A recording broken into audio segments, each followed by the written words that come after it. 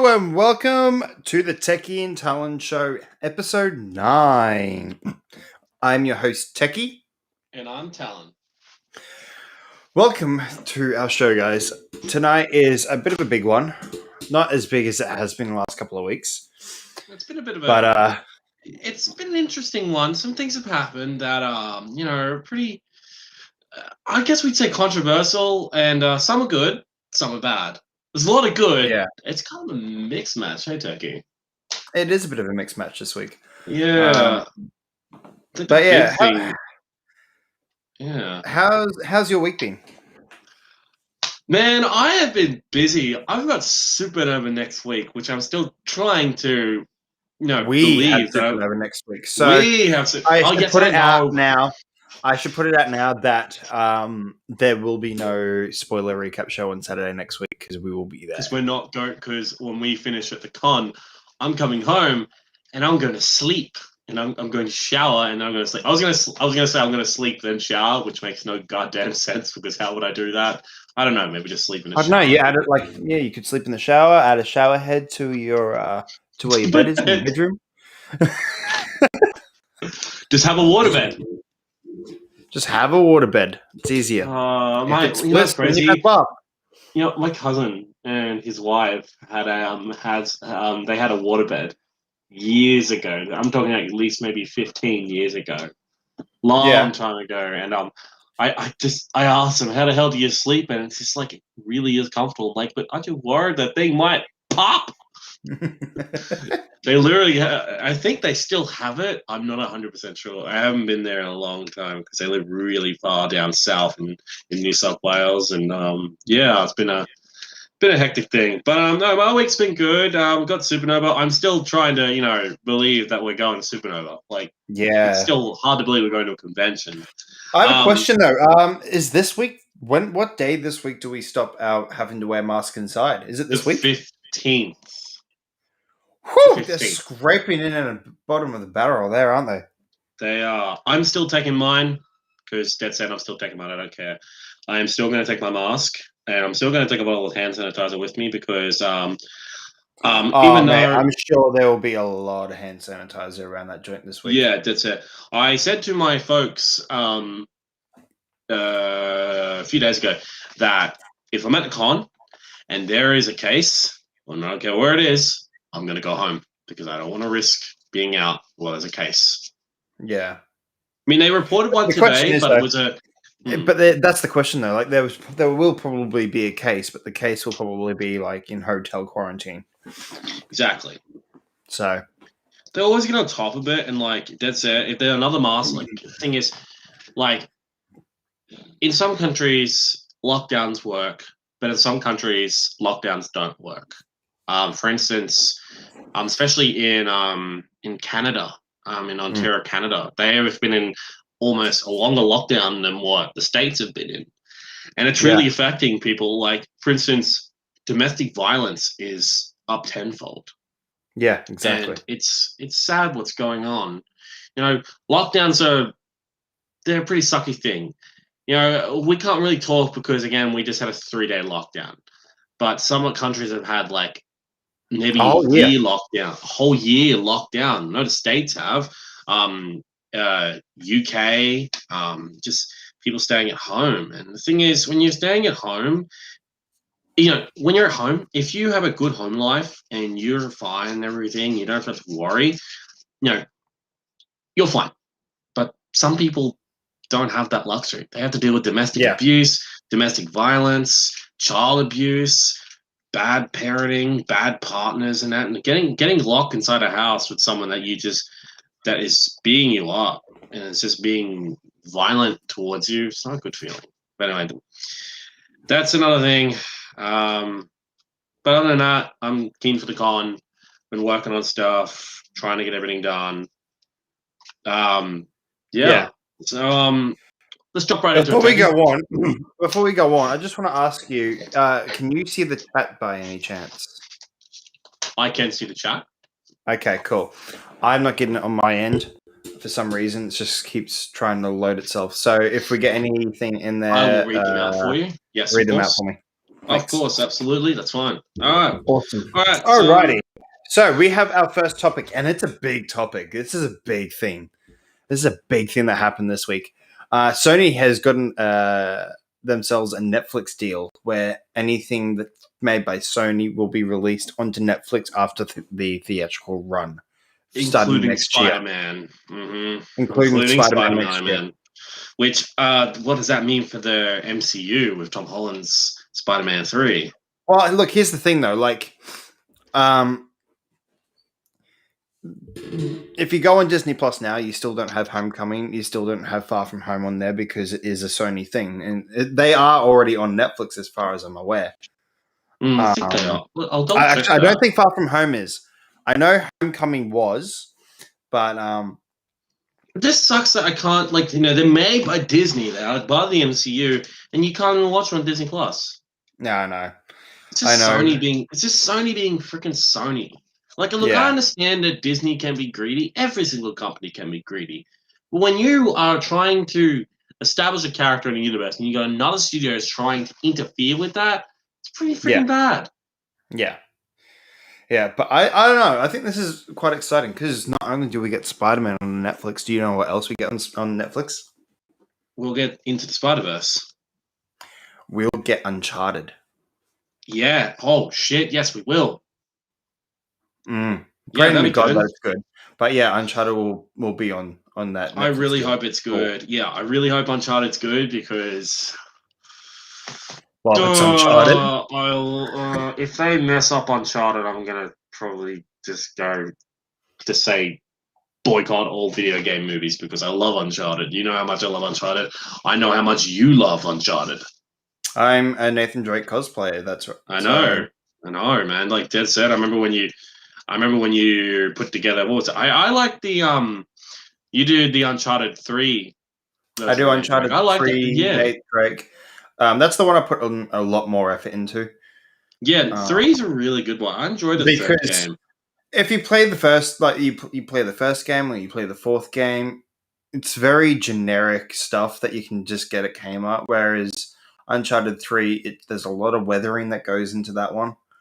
The best thing about number 3 is the scarf, the airplane. The airplane fucking fight. That was insane. I never would have it was insane in friggin' number 2, like with the train. That's the best part. Uncharted 2 is train fight by far. Oh yeah, I love that one so much. But they fucking jumped it up a notch when they go on the airplane. I'm like, this is crazy. He's literally holding out the side of a cargo plane, literally holding inside the cargo, the luggage straps on a cargo plane. Nathan Drake did it before Tom Cruise did. But I've actually had an idea of a photo shoot with me with Uncharted 3 Nathan Drake, and just gonna go. You're not gonna get an airplane, are you?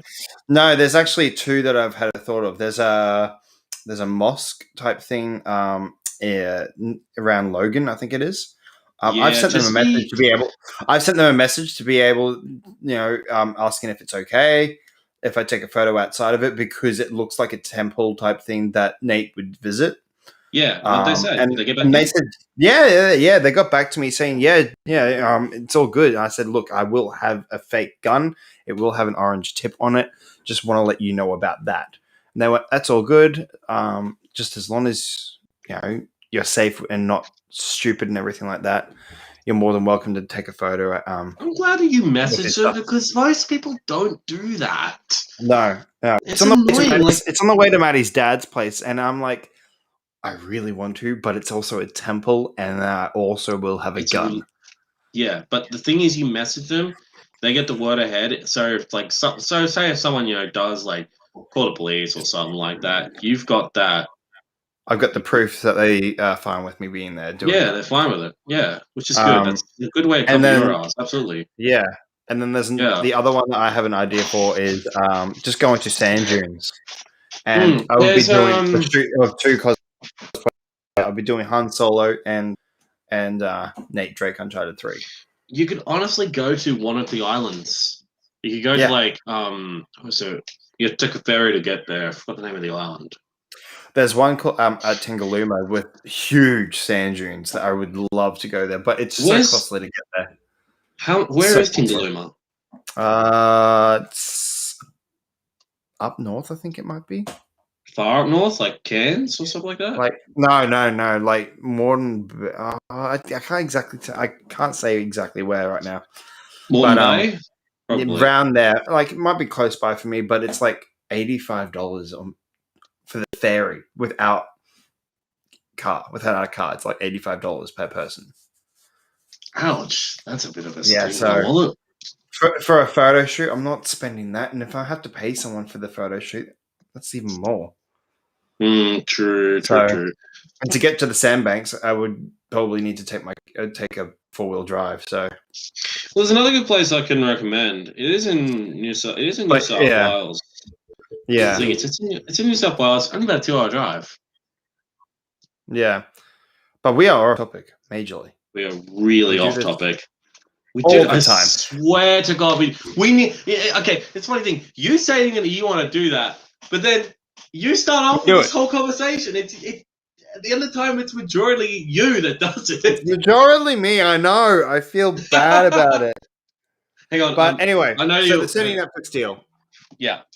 Give me a second. Um, I need to join you because I realize what you're wearing. You know what? I got one too, so I'm going to join in as well.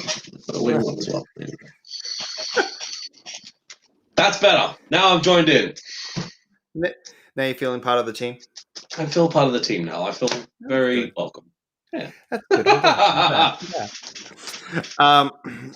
No, but I think this is a big deal for Sony. They are going to make bank off of this. Yeah, considering some of the choices they've been making lately, this is the We'll only get into good that. thing.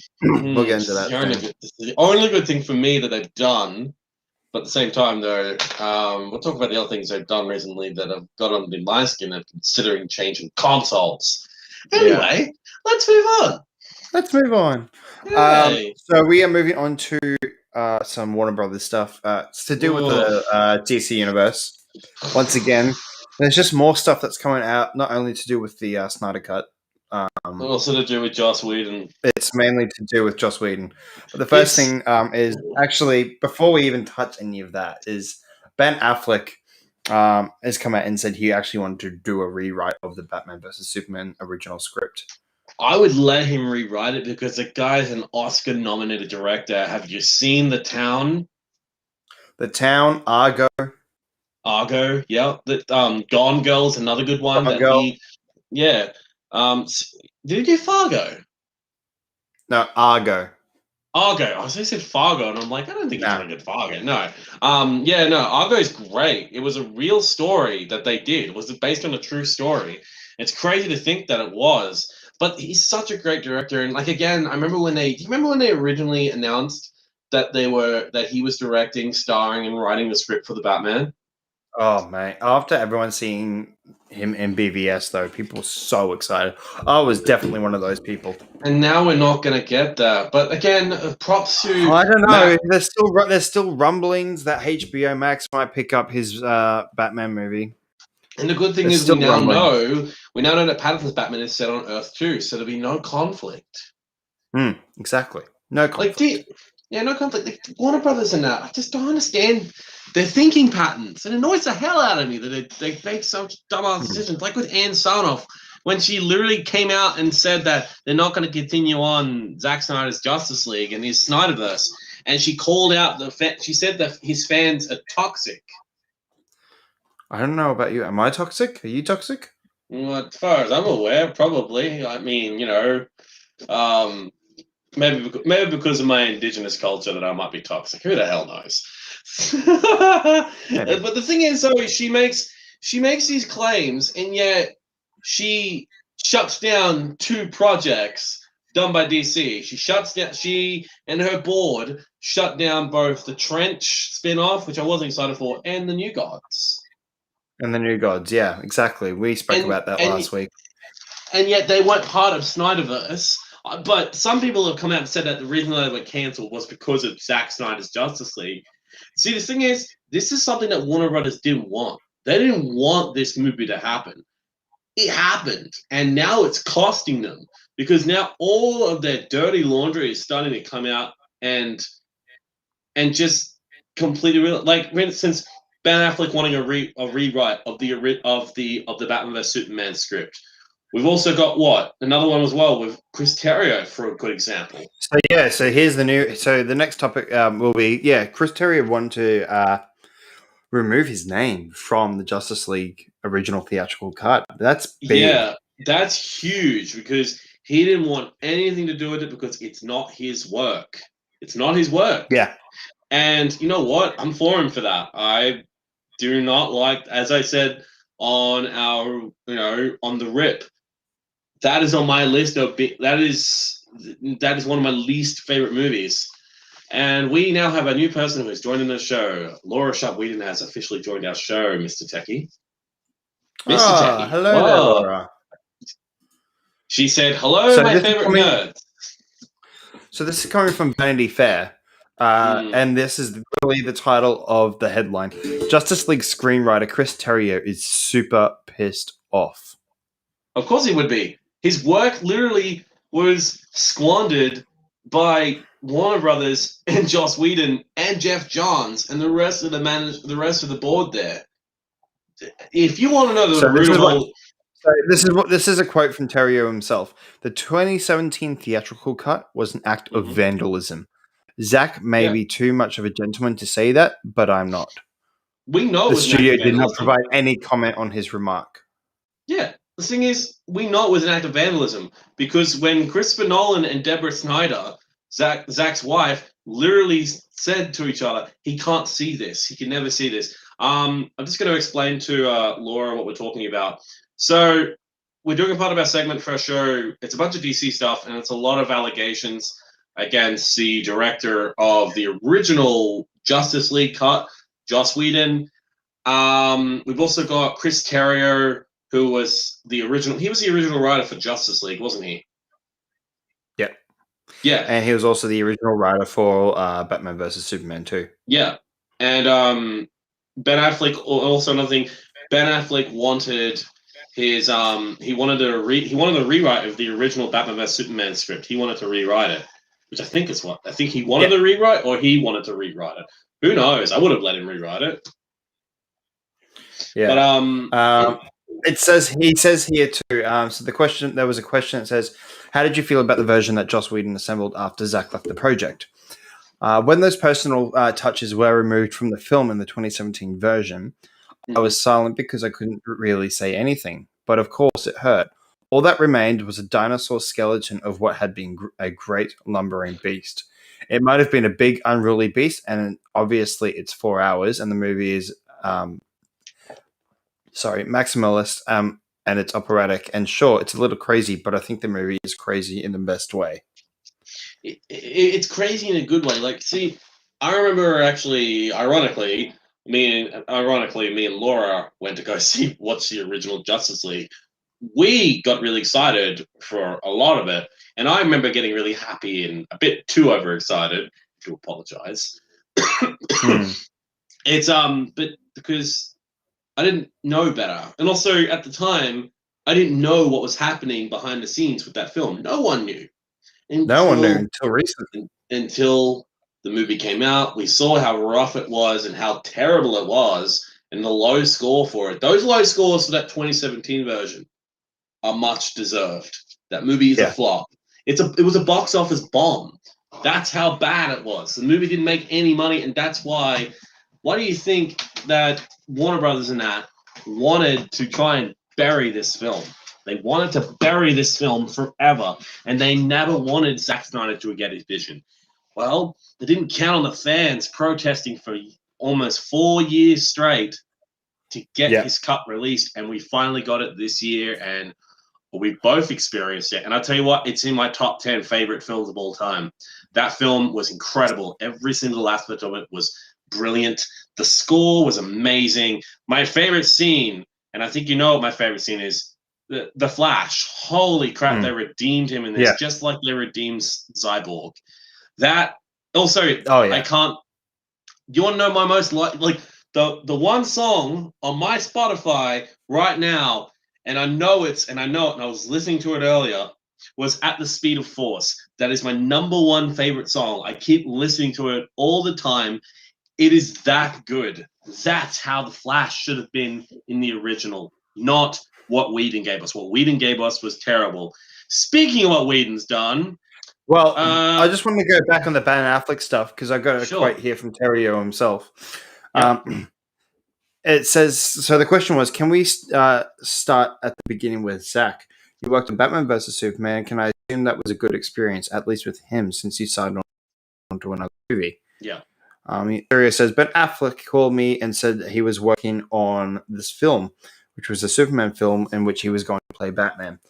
So he asked if I could read the script and consider doing a rewrite. He asked if I would do some character work, so it was already determined and storyboarded that Batman was going to be trying to kill Superman, and that Batman was going to have gone down a dark road. He was branding criminals, and it had certain dark elements that were non-negotiable and already in the story. It says, "What did Affleck want you to do?" My job was to create a story and a tone, really. Batman could be that person, and in which two heroes could get to the point where they're fighting to the death. Yeah, and they did that. Like, the thing is, that fight between Superman and Batman, that was really cool. I like that. And we know who won. Batman kicked the shit out of Superman, and he outsmarted him because he took him to an area that Batman knew. He placed traps all around the place. He also had the weapons to take down Superman. He had the freaking what? The kryptonite grenades, and he also had the kryptonite spear as well. Yeah. But we all thought that fight was going to be incredible, and then we get to the warehouse fight, and that changed it for me, man. Holy shit. Oh, yeah. That's fight scene. That's Batman. Like, I literally could not even justify that. That's fucking Batman. That's how Batman should fight, and there's no other argument for it. Everyone loves how Christian Bale fought in Batman Begins and in The Dark Knight. But this is a version of Batman that I don't think anybody's ever seen before. We've always seen Batman doing like martial arts and kicks and that, but never like this. Never like a fucking... He looked like Brock Lesnar F5ing people through the fucking tables and just kicking the shit out of everybody. He looked like that.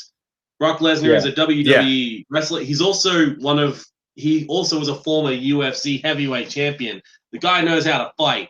And the thing is that the way Batman fought in that movie, you know that every single criminal in that warehouse, every single mercenary in the house was fucked.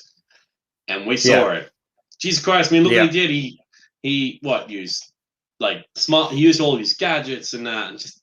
Sorry, I love that scene too much. I'm gonna love that scene. I need to watch it again. Under this whole Warner Brothers thing, we also have some new allegations from Joss Whedon about the time on set of Justice League. This one from Gal Gadot. This came from the Hollywood Reporter. So Gal spoke with Whedon about the version of Wonder Woman being more aggressive. Yeah. Then she was in the Patty Jenkins directed film that came out 5 months prior to Justice League's theatrical cut. Gadot reportedly wanted to make the character flow from one movie to the next, which makes complete and utter sense. It does. It makes huge sense. You want the character to flow. You want the character This disagreement set the tone of what sources call the biggest, and Gal was forced by Whedon to say lines that she didn't like. It was around the time that Whedon alleged Gal's career and denigrated Jenkins.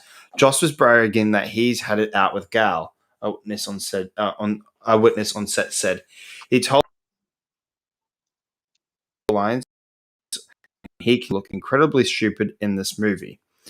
In the statement to the Hollywood Reporter, Gal Gadot said, "I have my issues with Whedon and Warner Brothers. Handle it in a timely manner." Her statement echoes similar remarks made in December in Los Angeles. I wasn't there with the guys when they shot with Joss Whedon. I had my own experience with him, which wasn't the best one, but I took care of it there, and when it happened, I took it to the higher ups, and they took care of it. But I'm happy for Ray to go up and say his truth. Like, you know, I don't give a damn on any director on who he is. You don't go up to Gal Gadot, who by far is Wonder Woman. She's one of my favorite. She's such an amazing actress, and she plays really good as Diana Prince, as Gal Gadot, as a Wonder Woman. God, that makes fucking sense. What the fuck was Joss thinking? Like, did he not know there's going to be repercussions when you say shit like that? You don't say shit like that. You don't. No, and of course, all of this stuff was going to leak out eventually. Yeah, hell yeah, it was. The fact that they thought that was going to be the fact that he threatened her career. I'm like, what are you going to do? Your directing days are done, man. Like, not only has the Justice League stuff come out as well, but there's also some allegations from all the other projects that Whedon has done. Buffy, for example, was another one. Yeah. There's I think there was some on Firefly as well. From Firefly, yeah. Yeah, there's been a bunch. I think he's done in Hollywood. Yeah, he's done. Also, here's the thing. Whedon has not come out and made a public statement yet. He has not said a word. He has kept completely silent about it, and I think this is his way of trying to hide from it.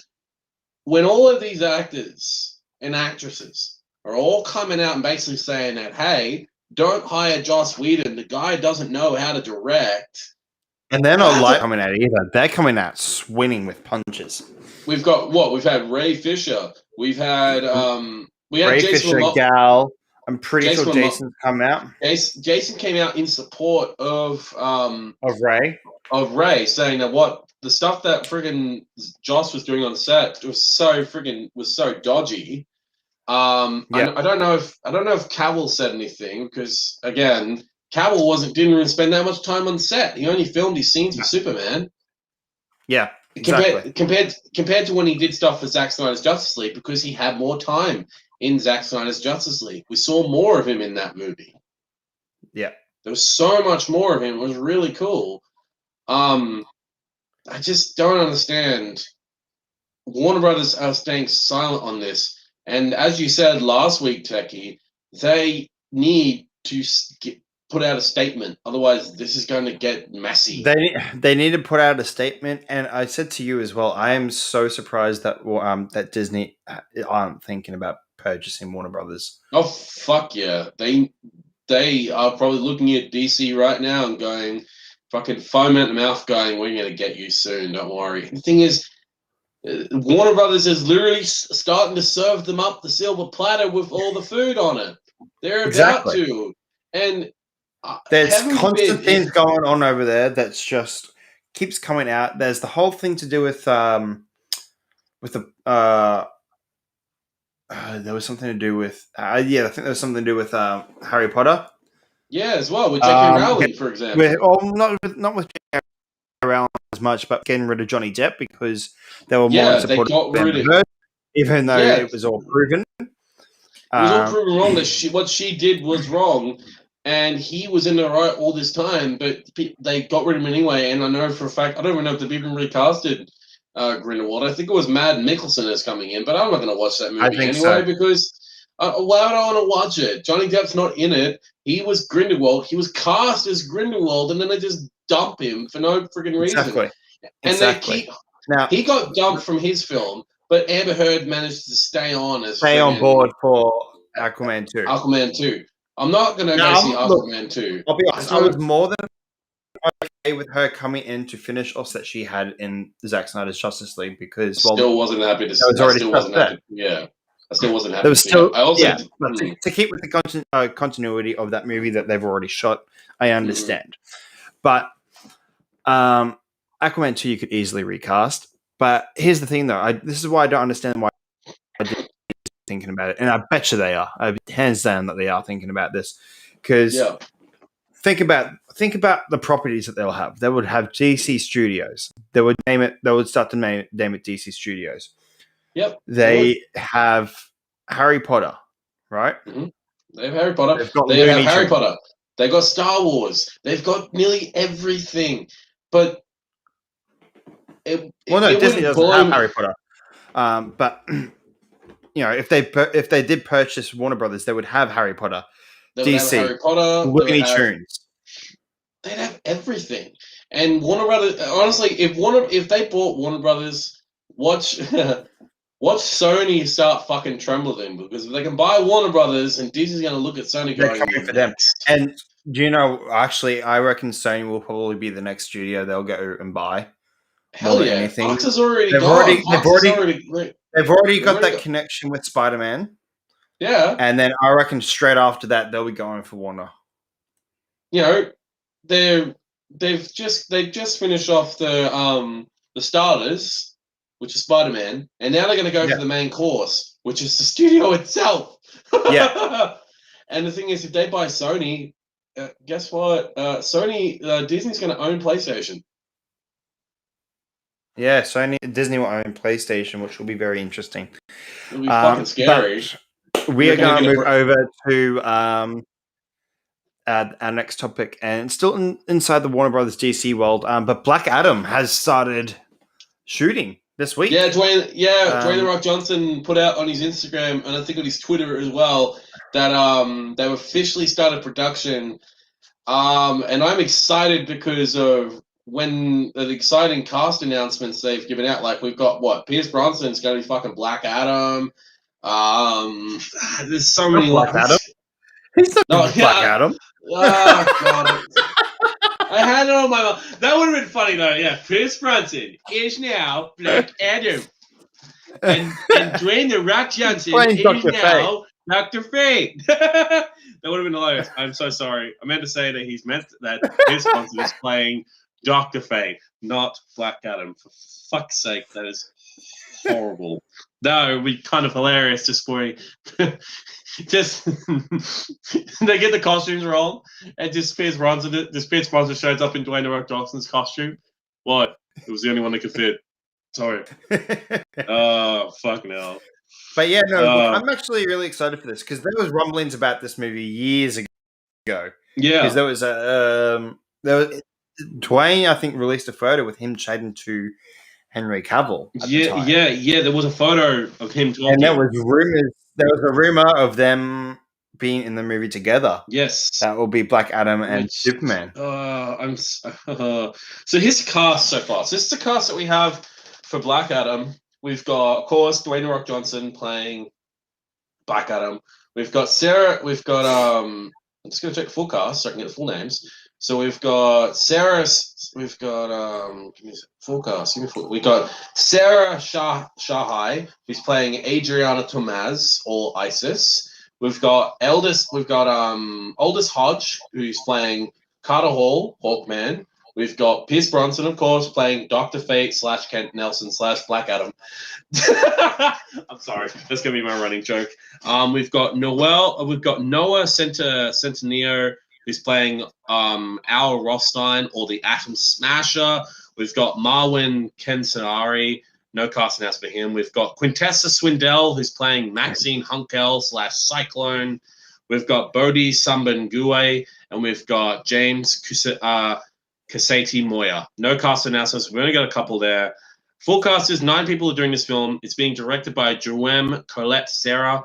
It's written by Cece Beck, Otto Binder. Rory Haynes is doing the screenplay. Sarab Nashavani is also doing the screenplay. And Atom Sita Setsakyle is also doing the screenplay. Fucking hell, those last names are really putting my dyslexia to a test. Fuck. Yeah. Jesus. But it's honestly, I'm so excited for this, because I've been excited since day one when Dwayne was cast as Black Adam, because when you're talking about powerful fucking superheroes that could give Superman a run for his money, look no further. And also, I love his statement that I love the statement he's been making. The hierarchy of power in the DC universe is about to change. Fuck yeah, it's about to change. Black Adam's coming in to literally kick shit out of everybody. Yeah, exactly. And so, what was the release date for this movie again? I believe. Yeah. Give me a. I believe it's next year. Give me a sec. Black Adam 2022. 29th of July 2022.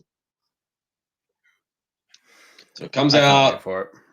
July next year. So get fucking pumped for that one because it's going to be a roller coaster ride. And if they do it right, if this movie is successful, then we could probably get the next. We know we're getting Shazam 2. We know that Helen Mirren is cast as the lead villain. Here's the thing. We also know that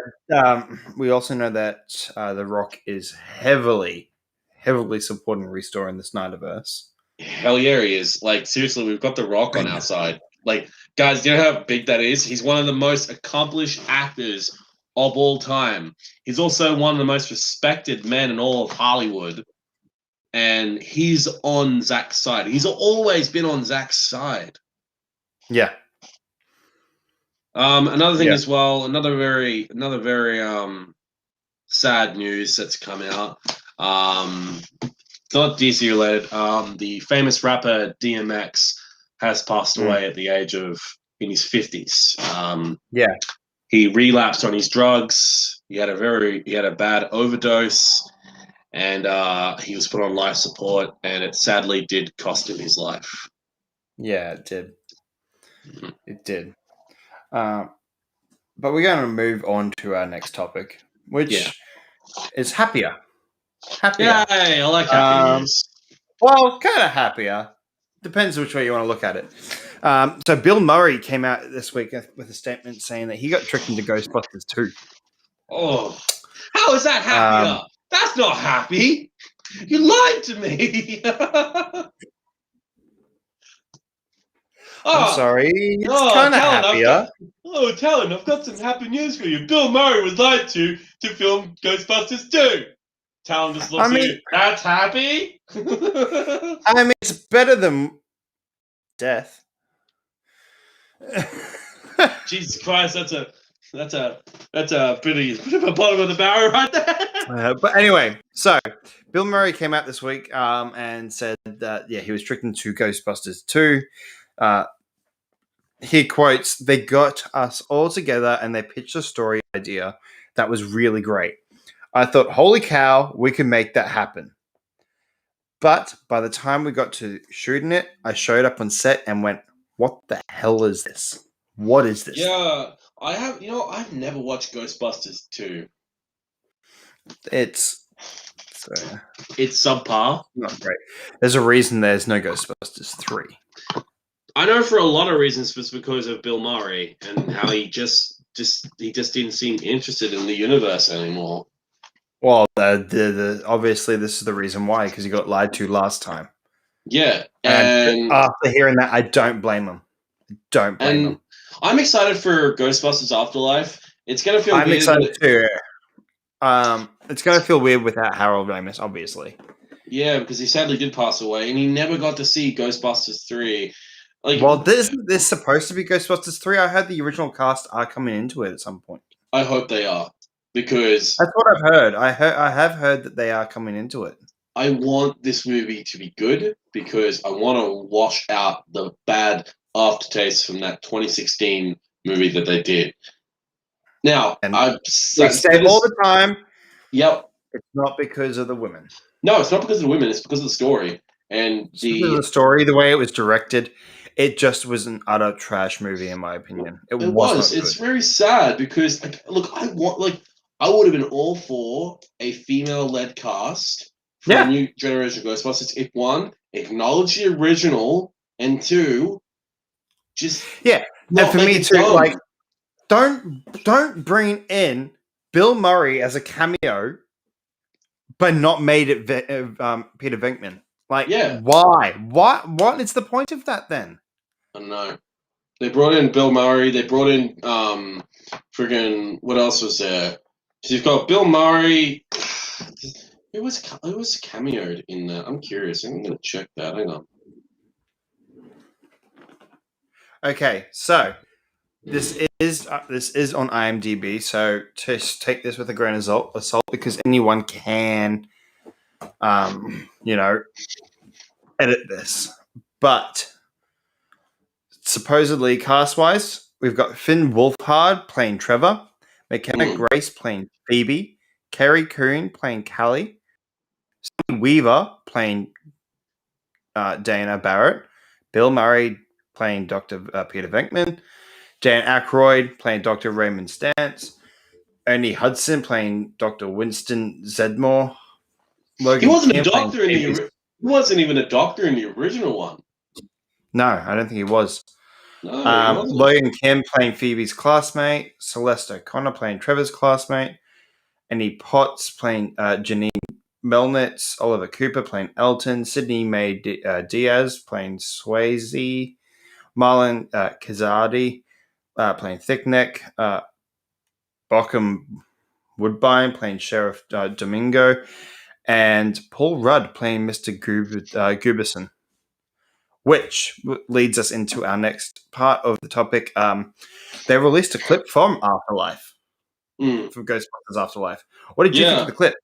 I had a good laugh. I officially now want some Stay Puft merchandise. I want Stay Puft merchandise. I want a little Stay Puft man sitting on my desk so I can just stare at it while we're recording the show. I would love that. That would be really, really cool. I honestly think it's a really cool clip. It gets me excited for it and where the direction they're going for. They are paying homage to the movies because I love how it is, because the family is Harold Ramis's character's family. That's his grandchildren. That's what I'm saying. I believe the IMDb part where they were saying that the original cast is back. So yeah, I believe it that. makes more sense because it is his family. And also, for a fact that Bill Murray, Ernie Hudson, and Dan Aykroyd would jump in on this because, again, they are acknowledging the original characters. Something that Paul Feig, the director of the 2016 one, didn't want. Because they refused to, the reason why, because Bill Murray, Dan Aykroyd, and Ernie Hudson, they refused to reprise their characters, was out of respect for Harold. Out of respect for Harold. But at the same time, though, then what if you did that? Then why would you make a cameo as this other character then? I don't know. Maybe they did it as to just appease the fans and that. Maybe that. But again, no one likes this movie. It's a different character, though, so it's not really appeasing the fans at all. It's more like alienating them more than anything. The angry video game nerd, he put a video out around the time when the trailer was released. He said he's never gonna review it ever, and I don't blame him. I made a post when the trailer came out, and I went with And I got backlash on it because they all thought I was taking the. I know. I remember because that. of me saying it's all to do with women. I said no. I think it just looks like a movie. It does not look good. It's got no interest. Oh, it's because of this. No, it's because it looks like trash.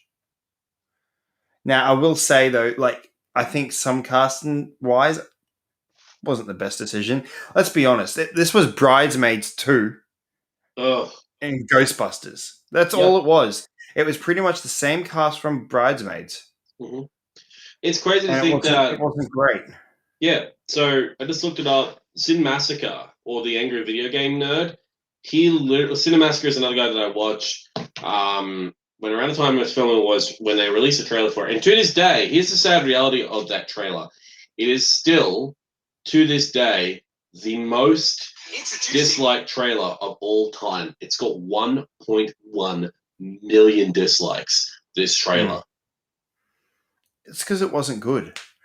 It wasn't good. But this little clip, I liked it. Yeah, hell yeah. I have a couple of things, though, that I didn't like, and I'll get to that in a second. But did you notice the Marvel Easter egg? I don't think I noticed that. Hang on, I'm going to go check that. Hang on a second. It's nothing big. But all it is that, well, it's Paul Rudd. And what was he standing in front of? Ice cream! Oh, it's fucking Ben and Jerry's. No, Baskin Robbins. It's Baskin Robbins. Oh my god. Yeah. So once again, in another movie, he's standing in front of Baskin Robbins ice cream. He works there. I thought that was cool. I thought that was really, really cool.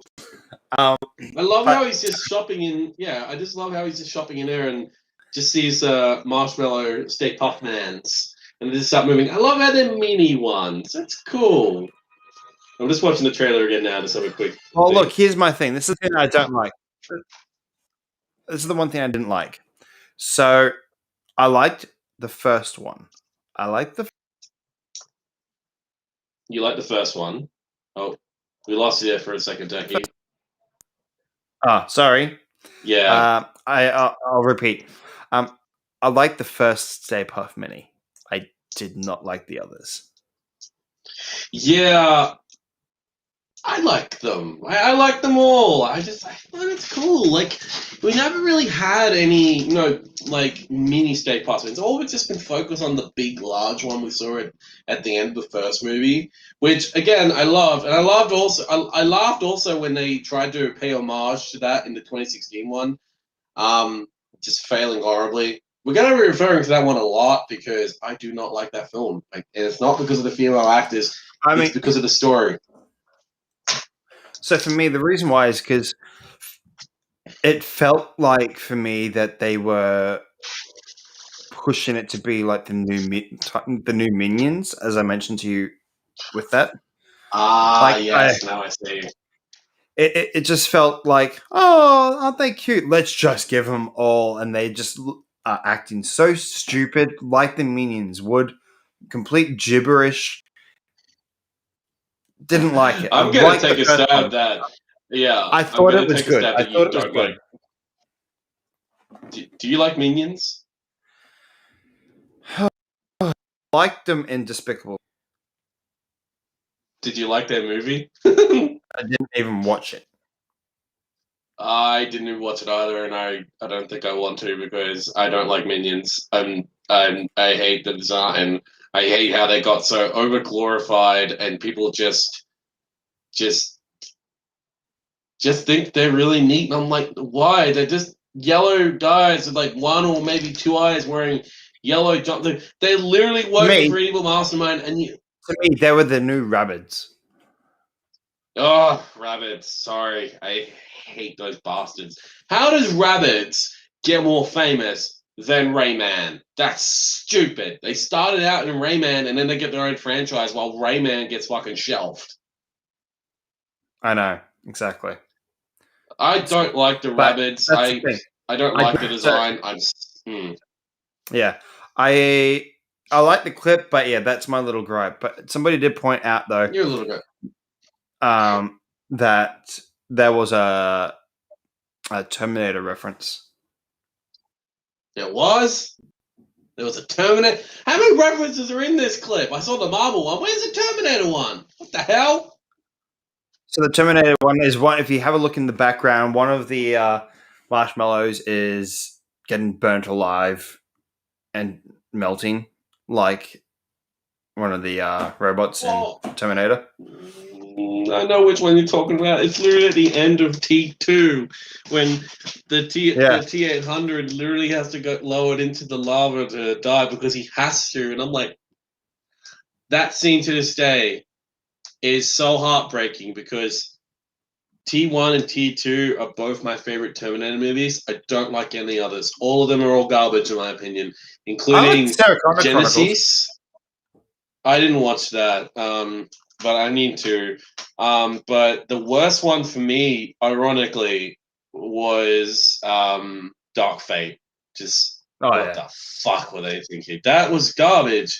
How the hell can you? That's supposed to be a direct sequel to Terminator 2 Judgment Day, which I don't count. I do not count because of how stupid and idiotic it is. The fact that after the T800 saves John and then they go to some random bar at a tea club and another version of the T800 shows up immediately after and just kills John. Fucking stupid. Now, apparently that changed the whole timeline and now some random girl is now the savior of mankind. I'm like, what the fuck is happening? And that's directed by James Cameron. yeah, But I yeah, know. horrible decision, horrible movie. Don't watch it. Watch T1. Definitely watch T2. Just count those. And if you want, watch Terminator Salvation. I don't get why people hate that film. I actually like Terminator Salvation. It was interesting and cool at the time. Yeah. All right. So, do you want to take a quick break, like maybe 2-minute break, or? Yeah, we can take a 2-minute break. Yeah, we've been on this for a bit now. We've been on it for about almost close to about an hour. So yeah, man, let's do it. All right. So when we get back, guys, we'll be talking about a couple of games. We also have some other movie news that we want to get onto. One in particular is to do with Indiana Jones 5. Which I know you're excited for. I'm so actually no. excited You're not for that. saying it's not Indiana Jones 5. It's Indiana Jones 4, according to you. According to me, well, that depends on how good this movie is. Yeah. Oh, good. All right. Well, I'll talk to you in a few minutes, Techie. Okay, so we'll be back in a couple of minutes, and yeah. All right. See you in a few minutes. Hang on. Sorry, guys. Techie's having some real bad technical difficulties tonight. We do apologize. Waiting on his end to connect.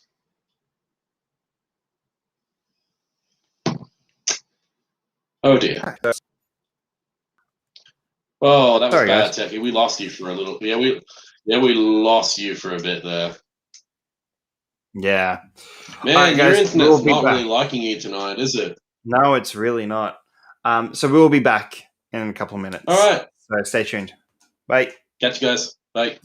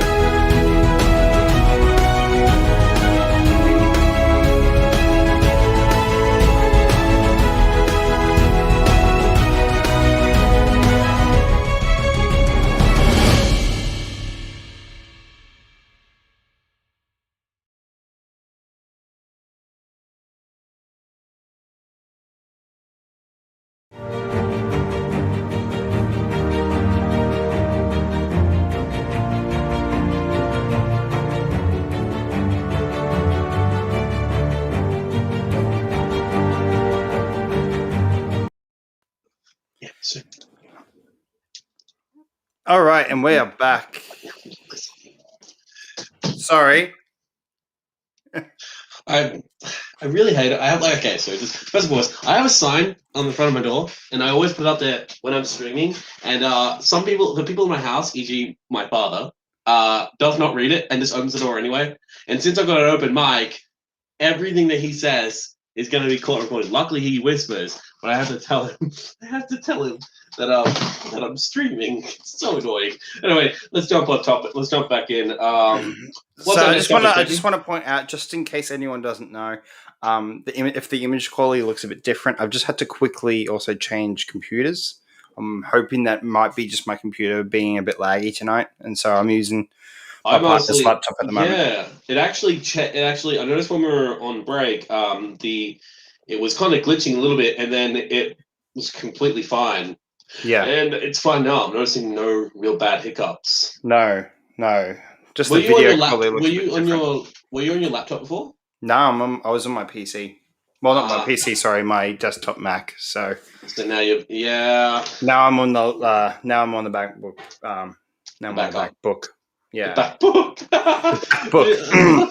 Fucking hell. Oh man, let's go back into it, Techie. All right, so let's jump back in. All right, so we will continue on with the movie news, then we'll go over to the gaming news stuff. Because I want to rage because that's what decisions are made. But let's finish off the gaming news and then I'll take lead because I'm huge. Gaming. I feel like I've dived in. I feel like I dive more into the gaming news than what Techie does. Even though Techie loves his gaming, I've been doing gaming for a long, long time, and I know a lot more about what developers and all their shady secrets. But let's finish off the new news. Techie, what do you got for me? So we have Indiana Jones 5 has cast Fleabag creator Phoebe Waller-Bridge as a co-lead. So we're getting a lead. That's interesting.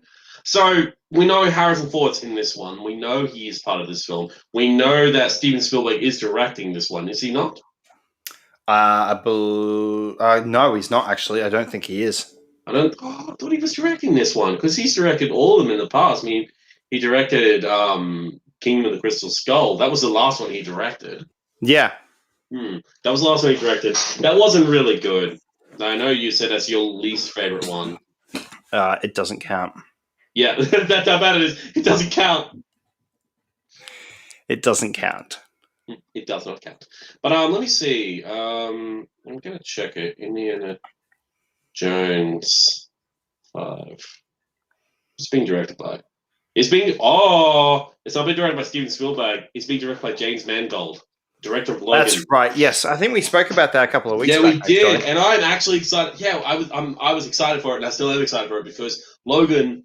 Okay, if you guys have not seen Logan, check it out. Also, we have another person who's joined the show. Margie has joined and said hello. Hello. Hello, Margie. Thanks for joining our show. If you guys have not seen Logan, highly guarantee it. Watch it. It's one of the best comic book movies I've ever seen for Wolverine, and it is so emotional. It pulls at your emotional core. It's that good, and it's fucking powerful. From Patrick Stewart and Hugh Jackman. For Hugh Jackman's last time as Logan, it's an impactful movie. Highly recommend you watch it. Anyway, yeah, no, James Mangold's directing it, and we've got a co-lead. Oh man, I'm excited for this because not only got a really great director, we've also got a really cool another new co-lead. I don't really have heard of this actor. Have you heard of her before? No, I haven't heard of her at all. Yeah. I'll have to read more into her, see what she's done on her filmography. But I'm excited for Indiana Jones 5. I hope it's good. I really hope it's the last one, like it's a send-off for Indiana Jones, because Harrison Ford's not getting any younger. He's getting older, and the fact is that he finished off Star Wars with The Force Awakens, and then he came back for The Rise of Skywalker. Yeah. And then now he finally is, I hope he finishes off Indiana Jones, because he technically finished off Blade Runner when he did Blade Runner 2049, which was really cool. I really need to watch that in full. It's just it's a really lengthy movie to watch, Blade Runner, especially with the original. But no, this is going to be cool. I reckon it's going to be interesting. Harrison Ford signs on the projects that he knows are going to be good. Sometimes he makes mistakes, like he did with the Kingdom of the Crystal Skull. Techie has these huge issues with it. He doesn't even count it. I don't count it as well. It's fucking trash. Let's be honest. It's trash. Yeah, it is trash. It really is trash. The Kingdom of Crystal Skull. I really love the opening scene in the warehouse. That was really cool because that's the warehouse all the secrets are kept. I agree on that part, but then after that, it all goes downhill. How the fuck does he survive a nuclear explosion inside a refrigerator? That is bullshit. Look, that part I'm okay, maybe a little bit because it's a lead thing. I get that kind of part, but everything else does not fucking count. Impact. He should have died on the impact. The impact. He should have died on it. He should have been obliterated on that impact. And the fact that he didn't, just roll out there, no cuts, no nothing. Grabs the hat and walks off. Also, I'm just like, no, it's nothing like that. Also, with the originals, it had a lot of realism. It had realistic stunts, especially with the amazing train sequence that we got in the third movie with young Indy on the circus train. I really loved how real practical the boat sequence was in the opening when we meet Indy when he's getting the cross when he's getting that cross he's been after for years. Yeah. I love that. It looked realistic, even though I know that was on a set and they just did that. It looked cool. I really loved also when they're in Venice. There were so many cool practical stunts. Oh yeah, big time. Big time. I love the original trilogy of it. But did not like the one. And then also hinting at Shia LaBeouf, like fuck off. That was a terrible choice to cast him as, what was his character's name again? Was something I can't even remember. It was something Mutt. I don't remember. It was so stupid. The fact that he is the son of Indiana Jones. I'm like, yeah, no, fuck that. I'd rather not. Thanks. In fact, the big offense was at the end of the movie when him and Marion get married. Yeah, married. I like that because she's the first one. She's the first ever love interest he ever had. And it's Marion, of course. And but one thing that made me almost. And I was happy they brought her back too. Like that, I was like, okay, that's cool. That was cool. The one thing that made me nearly scream when I watched it was when Shia LaBeouf went to go put on Indy's hat. I'm like, no, you're not doing that. Yeah, fucking take it off. And then when he goes, nah, I'm like, thank you. Christ. But that movie was terrible. But the most offensive thing was what they did with you find out what it is. It wasn't some fucking curse. It wasn't something. It was fucking aliens. I'm like, what? Yeah. Aliens? Yeah. Really? Yeah. Why? It was so stupid. Also, the hinted that he was at the UFO landing at Roswell, Area 51, and stuff like that. Like, fuck off.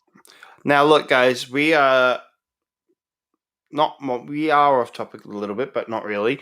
But the thing is, we will be getting into that more on our new show. Just a Yes. little plug. So we started a new show this week called the Techie Talon Show presents And the the Rip, rip. The um, we the RIP. So we chose that because, well, we tear into we X-Men rip into Origins.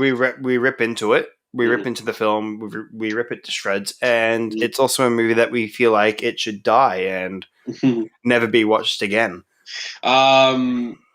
Laura, if you're still watching, our next show for the Rip is another movie that I know you're not a big fan of. We're going to be talking about Aragon for the next episode of the Rip on Wednesday. Talon If you, knows how much I hate that movie. I deeply despise that movie. It was shithouse. I've read Aragon, love the book. I've read Eldest. I've read Inheritance. Brisinger. I have not read Brisinga yet. How can you read Inheritance and not Brisinger? I skipped. Why? Because I didn't have the book at the time. It was the only book there, and I wanted to read something Aragon related. I read Inheritance, and I really loved it. But I do feel guilty that I skipped Brisinga. I need to read Brisinga. Do it. I didn't But read him in you, order. I but didn't you read him in lost. order. I know. I couldn't find a copy at my local library. BT Dub, I was living in a small town at the time when these Right. books came out, so I couldn't get it. And also, by the time it came in, I had already left and moved away.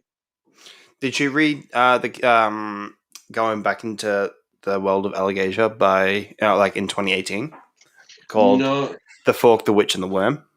I have not seen that. I have not read that one. So it was the first book in the Tales from Allegasia. Hmm. It was actually quite good. I really I'm, liked it.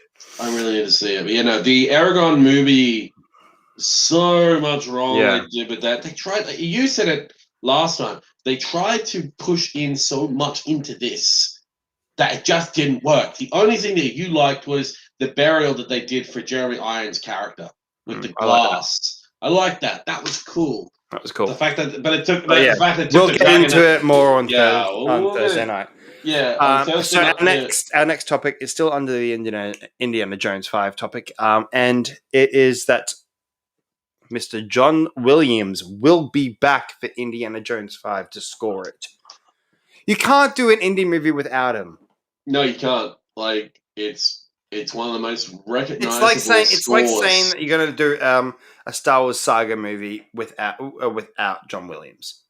And they didn't. I think the only one that didn't. The only ones that haven't done one was like the spin-offs one. Like The spin-offs. And yeah. I agree on that. I think give other writers of those movies a chance. He didn't do the one for But Mandalorian. Saga, though. He didn't no. do the Mandalorian one. No, wasn't No.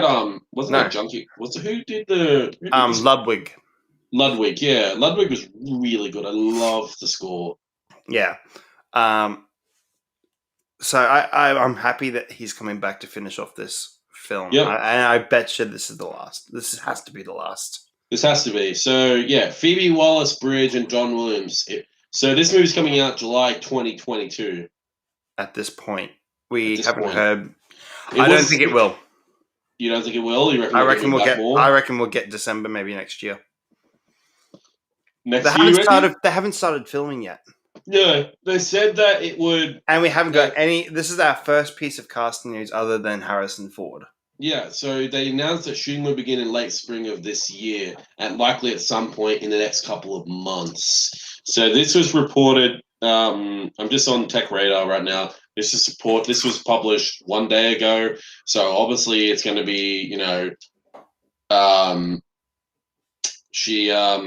this is honestly going to be really cool. So not only did with Wallace-Bridges first, this isn't Wallace-Bridges first working with Lucasfilm. She's actually played L337 in 2018 Solo, a Star Wars Oh, that's who she is. who seemed big on droid rights. Yeah, I didn't look. I'll be honest. I didn't really like the character that much. No. She kind of annoyed me. Can you believe? And this is a spoiler for you for Solo, but her memory ends up going into the Millennium Falcon. Oh God, that's terrifying. Jesus. Yeah. Another thing as well. That's why Han and Lando always refer to the Falcon as she or her. Yeah, that would make sense. Yeah. Do you know also that Kingdom of the Crystal Skull came out in 2008? Yeah, I remember that. Yeah, Came out. I remember going. I remember the hype. I went to go see it in the cinemas. Yeah. I saw it in bloody cinemas, and I'm like, Jesus, 2008, man. Yeah. I was living in Nowra at the time. It was years ago. Oh my God. Yeah. But yeah, John. So we're gonna. Yeah. Sorry, like, you keep going.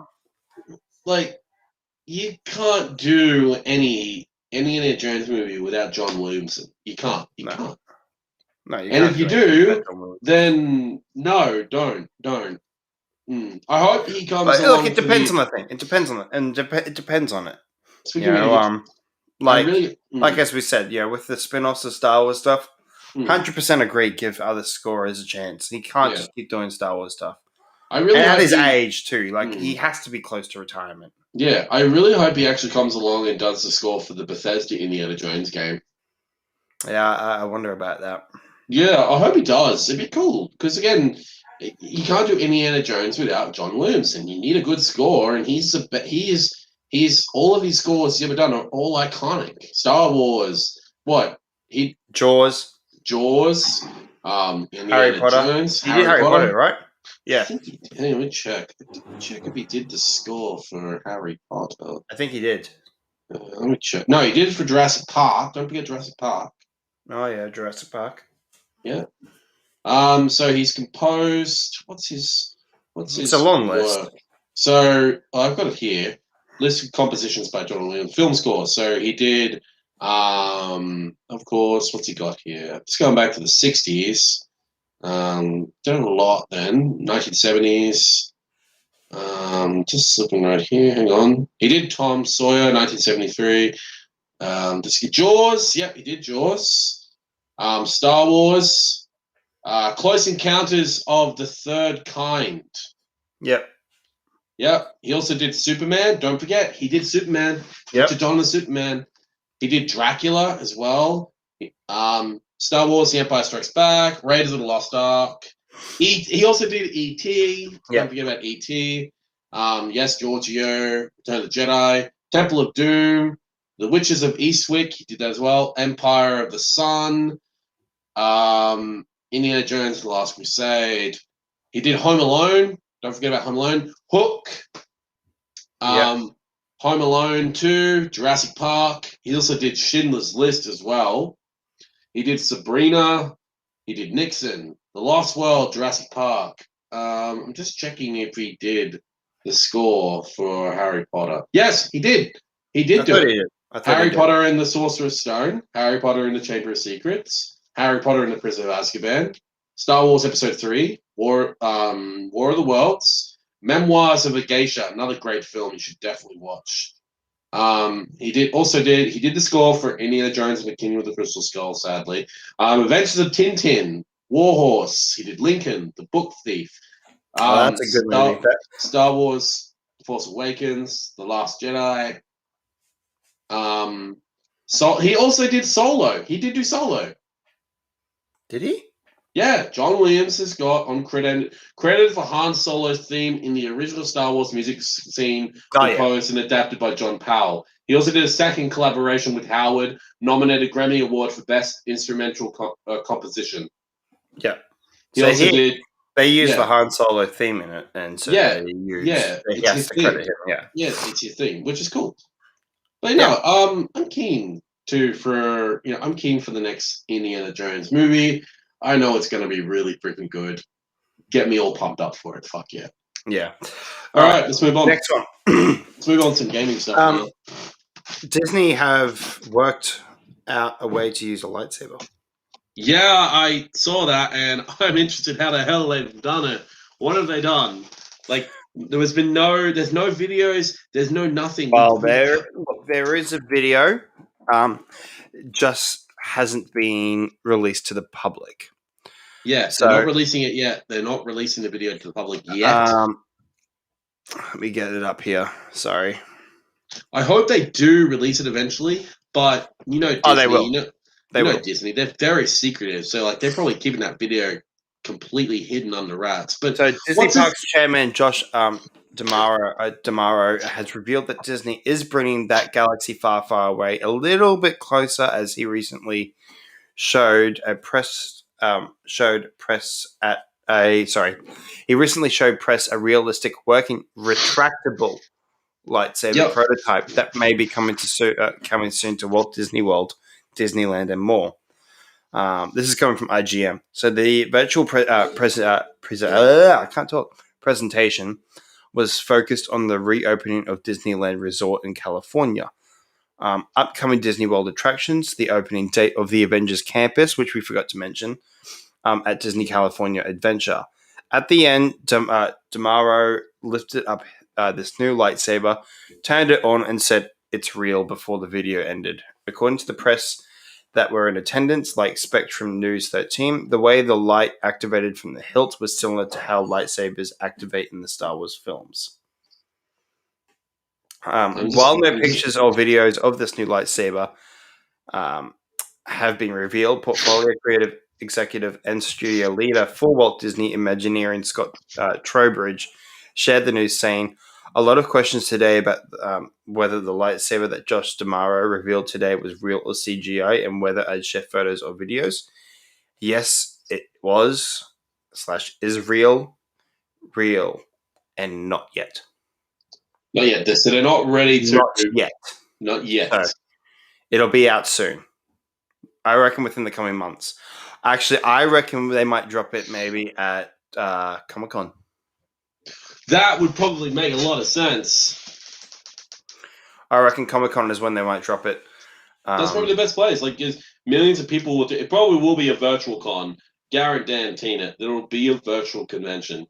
Oh, I don't know though. They are smashing through vaccinations over there at the moment too. So. No, it's kind of crazy what's going on over there. I'm fucking scared about it, but I hope that that they do. All right, so I'm just ducking into some research here. Apparently, there's a guy on Twitter who actually has seen it, but he is he's not. He's basically. So, from a theme park reporter, Carl Weisel, who attended the press conference, the lightsaber was not the typical in real life lightsaber of a giant light up stick attached to a neat looking hilt.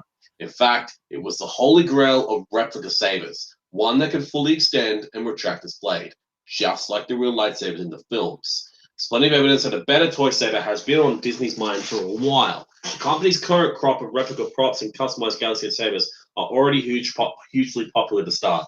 The company is clearly aware of the fact that large plastic blades are cumbersome and annoyance.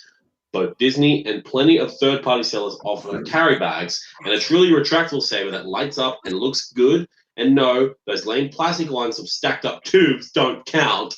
I hate those lightsabers so much. Oh, I hate them too. This would be a huge upgrade for park fans and cosplayers. It would be. Think about it. It would be. More illuminating is a patent that Disney filed in 2018 for a sword device with a retractable, internally illuminated blade. A lightsaber hilt with a motorized retractable blade that can extend out of the hilt, complete with a lightsaber lighting and sound effects. Now, if they can do it, then if they can do that, then imagine if they could do it for one of my favorite lightsabers, this baby. The dark saber. I love this thing so much. You're welcome, by the way. I know. You were the one who bloody told me to get it. And I went to BW and I grabbed that one. So, a couple of things I would change. I honestly would add more. I'd add a strip of LEDs, not just a dotted ones there. That's the only gripe I have with it. The rest of it is really cool. Also, light and sound effects are really good. I love this thing. You saw my custom hilt for that. Though. I did see the custom hilt. I definitely want to change some things in this, but I like the way it is. It's cool, but I really want to get the Black Series one, but it's expensive. I look. The only Black Series one I got was my Kylo Ren one, and that thing is a heavy bastard. I know they want to redesign it though. I heard some reports they might redesign it. Well, they released a new one too, but weight wise, it wasn't. Sorry, I'm having too much fun. Yeah, weight wise, the new version wasn't much different. It was still quite heavy. I know for a fact that from what I've been told about the new Mandalorian helm for Mando, it's incredible. It's so fucking shiny. I know people in America have already got it, and they've been yeah, I saw unboxing. videos. Yeah, I saw some It videos. looks beautiful. It looks so beautiful. Like that's also it looks sleek. The only thing that they have said what they would change is the visor. Yeah, the visor, which you can easily change. Take out the visor, get the proper one. Yeah, which you can easily get. I know that I saw another guy make it. But anyway, we've gone way off topic. Let's dive into an area I know. We got two more movie things. Yep. Two more movie and things. we can quickly brush over these. We are supposedly getting a new Star Trek movie in 2023. That got released this week. Is Chris Pine tagged onto it? Do we have any casting announcements? No, I think this is just the announcement. I'm not sure if this is a continuation. I'm wondering if this is the Tarantino one that was supposedly supposed to be happening. Wasn't that one? Yeah, I think so. Tarantino was meant to do something Star Wars related. Star Trek, you mean? Oh, for God's sake. Sorry, we're on Star Wars stuff, and then leave me alone. Hey, I'm just bringing up the article now because I'm running through a different laptop. Today Paramount announced that they've got an untitled Star Trek on the books for June 9th, 2023. Of course, release dates are highly subjected to change, and it's now standard operating procedures for studios to claim weekends before they even have a script. So the truth is that we don't know anything about this new Star Trek movie. We don't know if it's a continuation of the Kelvin timeline started with Star Trek 2009, or if it's a fresh reboot. But IO9 reports that it's being produced by Abrams. So JJ is back on the Star Trek? Well, producing. Producing. It's rumored. It's rumored. I actually liked his Star Trek movie. I don't get why people bag on it. You know why people bag on it? Because of the lens flare? Well, no. It's more of that they thought it was more Star Warsy. Yeah, another thing as well is I know a lot of people didn't like Into Darkness for how I loved Into Darkness. I thought that was fantastic. I'm not a Star Trek fan that much, but I have loved these new ones. You know, if they do a new Star Wars, I'm gonna keep saying Star Wars. We're talking about Star Wars. If they do a new Star Trek, one version of the universe, I'd love them to tackle more. I want to see more of Voyager. I'd love to see more of Star Trek Voyager. Well, now that we've got, I should actually quickly add too. There was a Picard trailer that dropped this week for season 2. Oh shit! They're doing season 2. Yeah. Fuck. Okay. I'm surprised. I thought it was only going to be a limited series, like a season 1, and that was it. One season done. But no, we're getting season 2. Shit. Yeah. And I really like Picard. I know. I hear a lot of people talk about it. I need to get back at I'm not the biggest Star Trek fan, but I love Next Generation because Patrick Stewart. I definitely Sir Patrick Stewart. He is knighted now. He's been knighted for years, but I definitely need to watch Picard. I definitely need to. Yeah. Is it on Binge? How do you watch it? No, it's on Prime. It's on Amazon Prime. Okay, cool. All right. Well, and the last one is Oscar Isaac has released some fighting training for Moon Knight. Did you get around to watching the trailer? Not the trailer, the footage of him training? No, I have not seen it yet. I haven't seen it yet because I didn't know about it until you told me. Go to Oscar Isaac's page. And is it on Instagram? I know it's on his Facebook. Okay, that's where I saw it. And the fight training looks fucking good. Is it like Daredevil? It's very just by the looks of it, it's going to be very action packed. Oh, yeah, someone has to. Oh yeah, so was it? Is it this one? Someone has to do the fun stuff. Yep. So that's his fight training.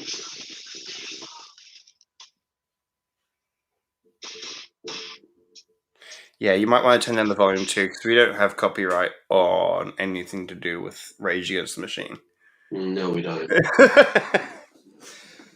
But no, it looks really good, and I actually can't wait for the Moon Knight. Whoa, there Yeah, is some judo here. yeah, There's man. some fucking judo. Also, knife play as well, because again, Moon Knight has a lot of like stabbing weapons and stuff like that.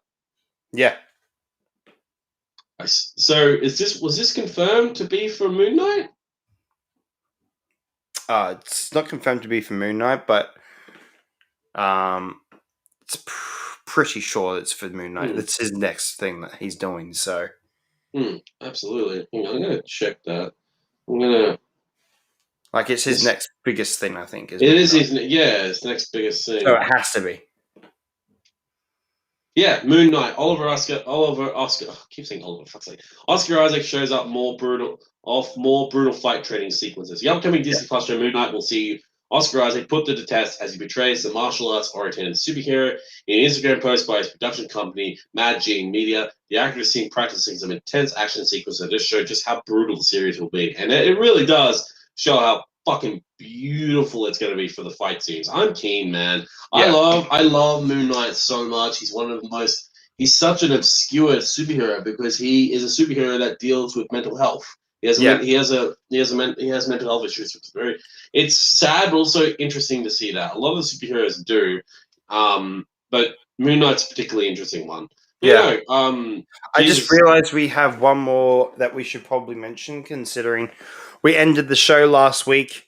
And then within like maybe 5 minutes of us finishing the show, the trailer for Loki dropped. Yeah, no, you messaged me straight off because I saw it in my email for comicbook.com. You're like, and then you send me just like just after we finish the show, it drops. Yeah, so we got a new Loki trailer, and man, what is going on? This is freaking Lady Loki. insane. Lady Lady Loki. Loki.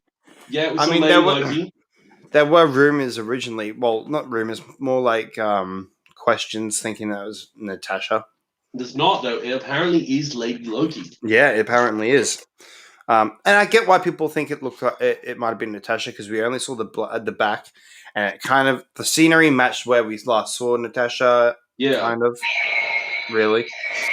And it, her hair kind of matched Nat, and the outfit was all black as well. So I understand why people thought. Well, we now know what's That's happening. The why. trailer we now know what's happening. That what he did, he broke the length of time. He's literally he's caused a rift in time, and the timekeepers are literally they pretty much captured him and pretty much are telling him straight up, you have to fix this, and you have to stop your variants. Meaning, there's more than one Loki in this timeline. There's more than just one. There's different variants, and he has to go after them and stop them, which is it's cool. But also at the same time, though, I just love how much of a douche Loki is to everybody. Like the timekeepers. I don't know about you guys. You just glorify. What did he say about the timekeepers? I can't remember what he says. But he literally made fun of them straight to their face because he knows everything. Like, it's Loki. He's a god. He pretty much knows what's going on. Yeah. I'm keen to see more about what's happening in this movie because this movie looks bombastic. And it's going to be crazy, and I cannot wait. That comes out in June. In June, so we finish up with Falcon Winter Soldier, and then we get a few months. Of silence. Well, the reason why is because originally it was going to be end of Falcon the Winter Soldier, and then straight into Loki. No, it was going to be Black Widow. Black Widow was supposed to come out next month. But it's not. It's coming out isn't it July now? It's coming out in July now. So yeah, it'll be released for premium access. But no, I'm gonna go watch it in cinemas. I'm not gonna go watch on premium access because I don't want to pay for Disney Plus and pay extra for this movie. It's such a dumb thing. Just release it for free. Yeah, I get it. The movie's already out in cinemas. Release it for fucking free. That's it. I agree. All right. Well, that's all the Marvel stuff. What now? Yeah, that's all the movie news. So we are going to talk about some gaming stuff. Now, the question is, which one do you want to talk about first? I need to get it off my chest. That said, I'm going to say this. Sony are dumb and pathetic that they think that just focusing on blockbuster games is going to be a good thing for the industry. So what am I talking about here? So basically, PlayStation have pretty much come out in a statement that that they have decided that they want to focus more on blockbuster games and not on smaller games, like for instance the game that we talked about last show, Days Gone. There is now no sequel coming out for it at all. There was a pitch for it, and it's not coming, and it blows. The fact that they're doing this and making this decision, it's so sad and it's ridiculous. PlayStation Plus games, and then not do a sequel. It's because they rather would focus on The Last of Us remake, which, again, I will say this. We do not need a remake of The Last of Us. We don't. We've already had two of them.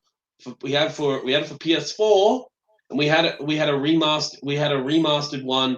Also, we just don't need it. Why? It's a last generation game. Well, look, here's my question though to you though, right? Yeah. And this is to anybody as well. So, with this, like, I understand that you are you're a bit annoyed that we're getting a Last of Us remake for the second time. So the game's been on 3 generations. But what's your thoughts on GTA 5 coming to the PS5 as well then? Because that's another game that's going over multiple generation consoles, and we're getting another one and not a new game. It's a difference, okay? When it comes to GTA, there's a difference between The Last of Us, which is a single-player orientated game, versus GTA, which has a massive multiplayer function, like a huge online community.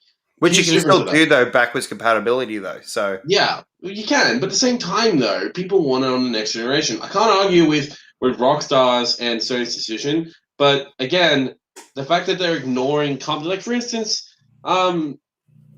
it astounds me what's going on with Sony and some of the decisions that they made. Like for instance, them completely alienating their the PSP and the PS3 communities.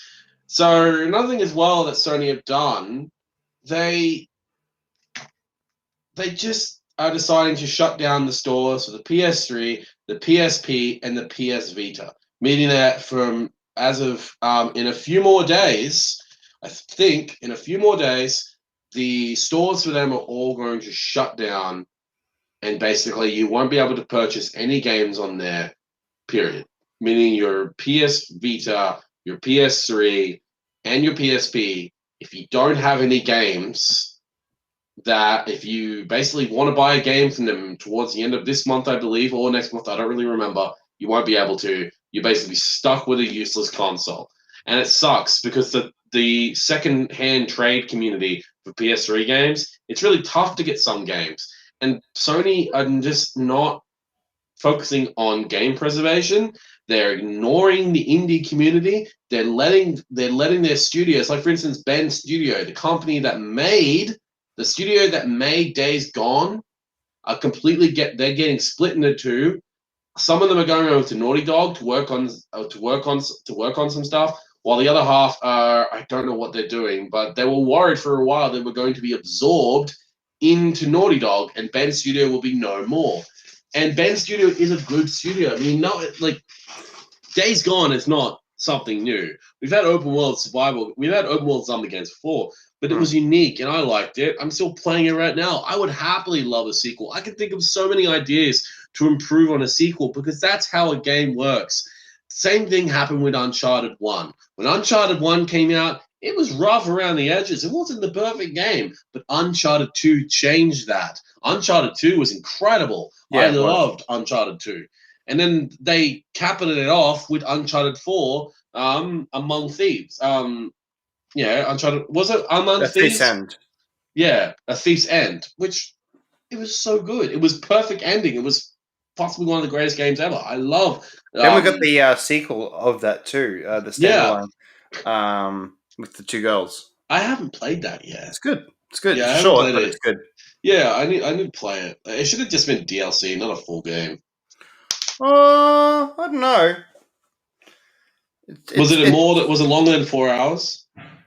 I believe it was. Because if it's longer than 4 hours, then I'll play it. Because any game that's like just 4 hours long is silly. It's a short game. But again, Sony just doesn't care. They rather focus on big blockbuster games than try to be there for their whole freaking then be there for their community. Like for It's a instance, 10-hour game. okay, cool. So, another thing as well is a lot of them just don't really care. Like for instance, a report from Jason Schreier, who works for IGN, he literally has stated that in 2018, a small team of PlayStation developers tried to build their own studio to remake The Last of Us. Today, the game still exists, but the studio doesn't. As we enter the PS5 era, Sony is avoiding risk and prioritizing its biggest teams. My story. Sony's prioritization of the biggest games in the studios has created ripple effects across the organization. For example, over the last year, Sony's Bend studio, once seen as a rising star, has been assigned to support Naughty Dog and feared becoming Naughty Dog North. There have been plenty of whispers of Sony's secret San Diego team over the past 3 years, but many fans assumed they were making a new Uncharted game. That was never the case. In fact, teams struggled to find support from the onset. Today, the remake of The Last of Us is being led by Naughty Dog and supported by Sony's video art studio team. Read the full story here. So Jason Schreier literally has just come out and basically said that Sony are literally not being there for the developers. Bend Studio, which was a rising star, is now basically becoming increasingly scared. They're just going to be absorbed in the Naughty Dog and just become known as Naughty Dog North, which is stupid. Meaning that they're not going to, meaning that developers who work for PlayStation are not getting their and not be able to do their own work. They're literally being told what to fucking do and what games to make. Yeah. Microsoft's not even doing that. Microsoft's doing completely different. They're actually letting their developers make their own games. I mean, look what they did when Halo Infinite's gameplay trailer was released. Yeah. It was so bad that they literally took the game back, pushed the release date back, and said the developers want to work on it longer to give them a better product. I wish that Sony would have done that and not just focus on remakes and just focus on new IPs. I would have loved more of Days Gone too. I'm going to keep saying that because I love Days Gone, because I love Sam Witwer. He's a great actor. He's great in this game. Actor. He's a fantastic actor, and I would have loved to see more of that world. I can think of so many things they could have done. You know, maybe give us more vehicles, give us a larger map, give us more problems that we have to sort, like realistic problems whenever you're going across country in an apocalypse. Like, don't worry about fuel and shit like that. That would have been cool. More of that, but we're not going to get that now. Unless Sony fucking changed their mind, which I horribly doubt. They have a track record of not really changing their mind. I mean, minus some PlayStation things they've done. Other than that, I just don't think that they really care about the secondhand market. They don't give a shit anymore. They'd rather just make money on big blockbuster games and just literally try to make money that way.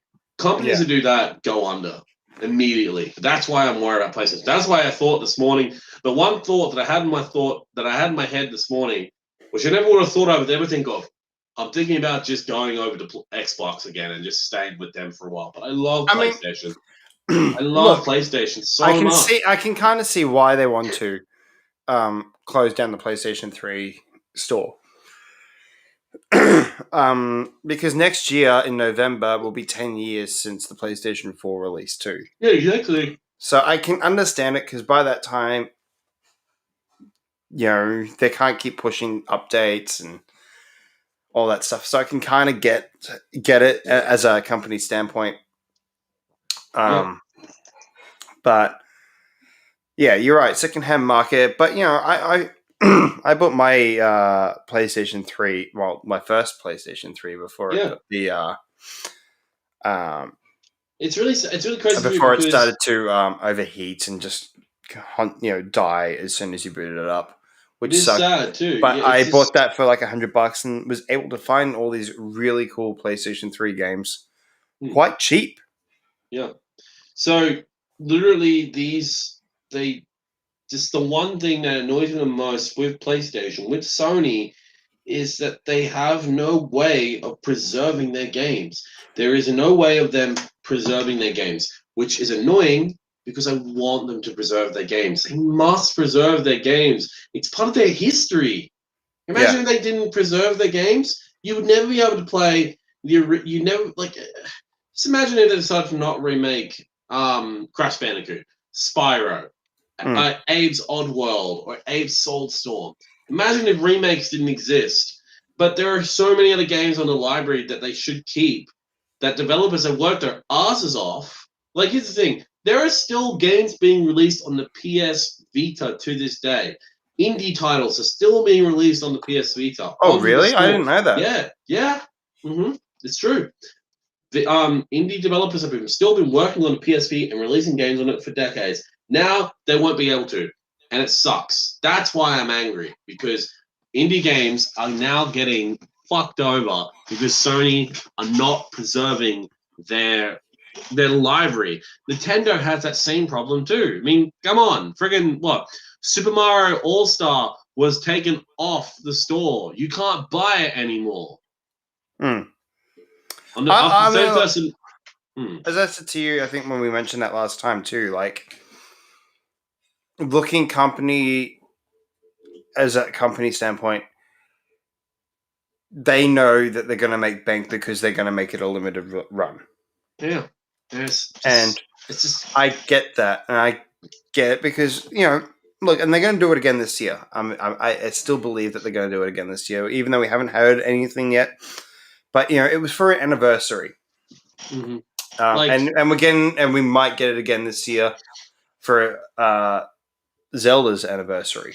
Like, the thing is, the one that annoys me the most is just remember how angry people got when they didn't show off gameplay to Breath of the Wild 2? They just gave us Skyward Sword trailer remake. I know a lot of people were pissed, even I was. I'm like, it was just stupid. It was so silly and such a stupid decision. I don't get gaming companies in these decisions. Like, you know how much money the Super Mario All-Stars pack got? It made millions of dollars because it got so many sales. And just Nintendo doing that and not preserving it and just taking it off the store permanently is why I don't get. It's why big companies, like big gaming companies, like Sony, like Nintendo, hell, even like Microsoft, they're not really like Microsoft because they're trying to preserve their history with the game with Xbox Game Pass. I have heard that PlayStation are looking into something. They did have something over in the States called PlayStation Now. It's gone now. That's gone now. But the thing is, that's actually trying to make a comeback as well. PlayStation Now is trying to make a comeback. Yes, there are rumors that they are looking at restoring that, which there's I am all for. And that could be how you can play those old PS3 titles. This might be the way of why they are turning off the PlayStation 3 store and the PS Vita stuff, because they might add all those games onto this new software thing that they are trying to do. I have heard that this week that somebody did mention from Sony, I think it might have been from Naughty Dog or something like that, saying that they have got plans very soon to release something in competition to Xbox Game Pass. So I think maybe that could be why they are deleting that. And with PS Vita games, I wonder if that could be how you might be able to play those games on your screen instead. Yeah, and the way that you might be able to play it is just it like the Zack Snyder cut, right? Yeah. Change the aspect ratio on the game that you play. Yeah, and it's crazy. It's the Sony, Nintendo, and even, for instance, Google are all just killing off these old apps and just not preserving it. Like, for instance, Google has a whole, there's a website on Google called Killed by Google. It's an entire graveyard of 221 different apps, hardware, services that Google have just utterly cancelled. And guess what? Oh, really? I know, dead set. Look it up. Kill Google All right, Graveyard. I'll You check will it out find after it. the show. Yeah. And I know for a fact that Google Stadia is going to go on that fucking list because Stadia was a disaster of a launch. Oh, they should never have done Stadia. The game, it doesn't work. No, it doesn't. All right. All right, let's wrap this up. We've got one more fun thing to talk about. One more fun thing. It's hilarious.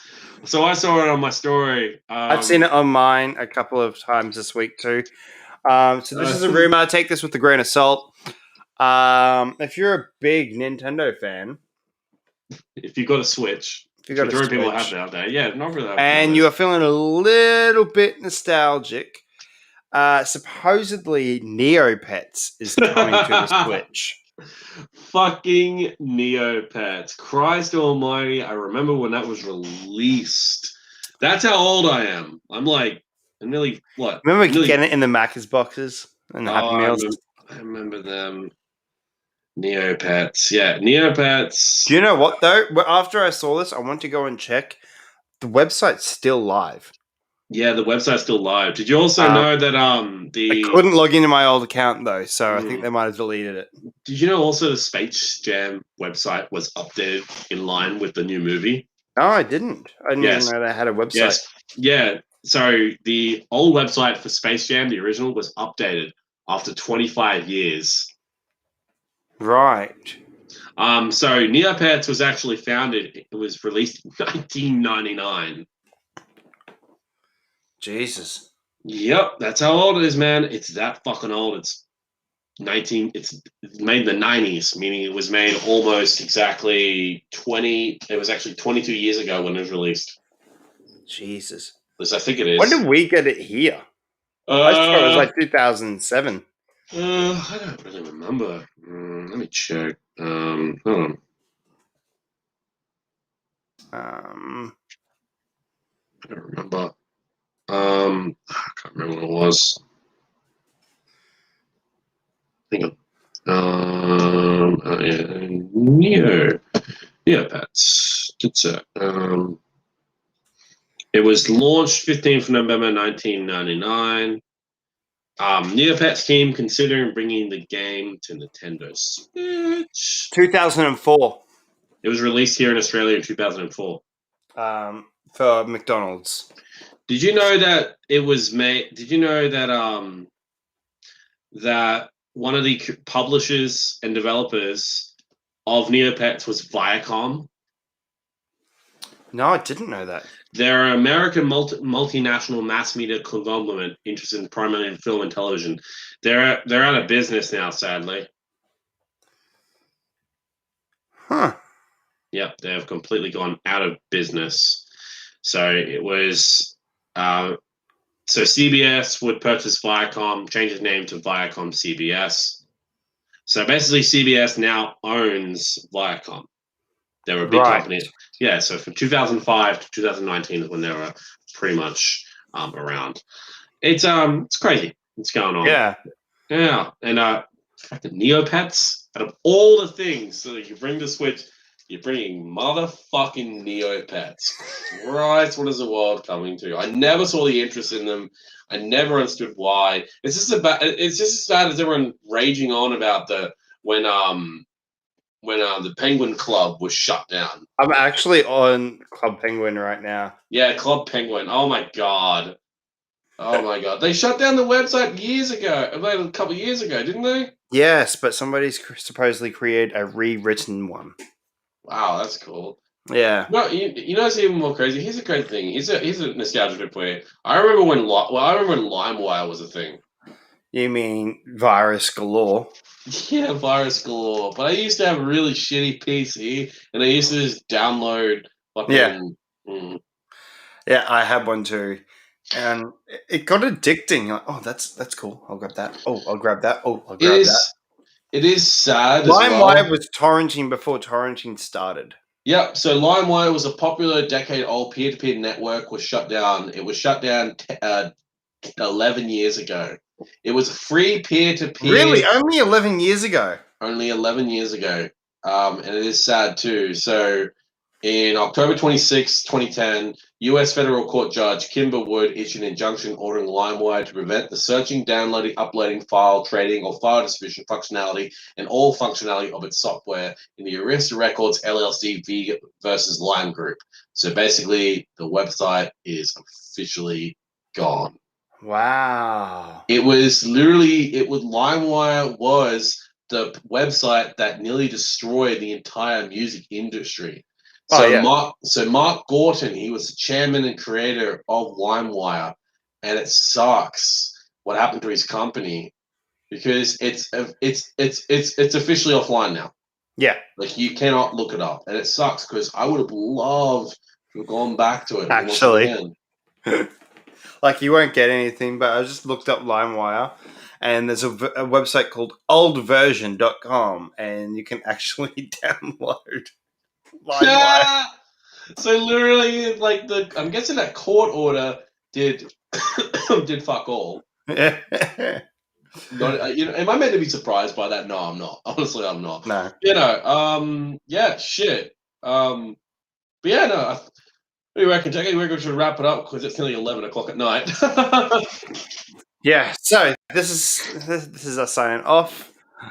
Thanks for watching, guys. Thanks for staying with all the technicals. If you have been, I'm really sorry about that. But yeah, tomorrow we'll be doing our Disney recap show for Falcon Winter Soldier. If you watch the episode, Techie. If I watch the episode, I hope you do. I hope I do too. But in the meantime, all right, you can come subscribe to our YouTube channel here at the Techie Talon Show. Also follow us on Facebook if you aren't already. If you are on Twitch or on YouTube, come subscribe to our Facebook page. We would really appreciate it. We also stream on there. Come also follow us on our Spotify. I'm still going through some old episodes and editing them. I'm sorry about that. Been quite busy recently with everything, so life happens, man. Life happens, but they will be up there. Go follow our Instagram at the Techie and Talon Show, plus our Twitter at Talon_show, and go follow us on Twitch. I did a stream.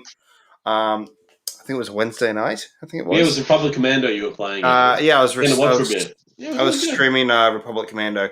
And I might go and stream again, maybe on Wednesday night. I think it is. Yeah, keep it a Wednesday night. Continuing where I left off. If it's not Wednesday night, I'll find another night throughout the week to do it. We also want to say one last thing as well. Next week we will not be doing our regular shows on Saturday and Sunday. Both Techie and I will be at Supernova, so no show next week. I will be at Supernova on Saturday. I won't be on Sunday. I have some family things going on. But there'll be no shows because I will be at Supernova. You'll be at Supernova on the Sunday. So there will be no show, but we might do a Monday show for catch-up. Yeah, probably we'll do a catch-up show, see how we feel. We'll be doing our regular, The Rip. That'll be on Thursday.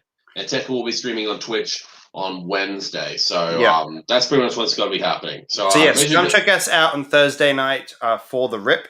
Yep, that'll be at we will be... 8:30? About 8:30, yeah. We will be ripping into Aragon. I need to really, I don't need to rewatch that film because I remember. Here's the thing with me: I don't need to rewatch bad movies because I remember I remember what happened in that movie left, right. I'm gonna rewatch it. Look, I hate the movie, but it's also kind of like a guilty pleasure. I'm probably gonna watch. You know what, Dead Set? I'm probably gonna watch it again. I hate it, but it's a guilty pleasure at the same time.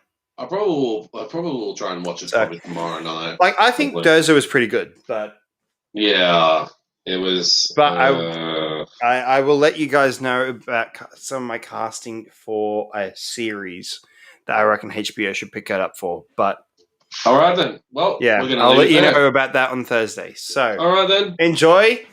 Thanks for staying for the show. We hope you have a good night. Stay safe. All right then. And we will see you Thursday night for The Rip. Until then, Techie out. Talon out. See you guys. Bye, guys.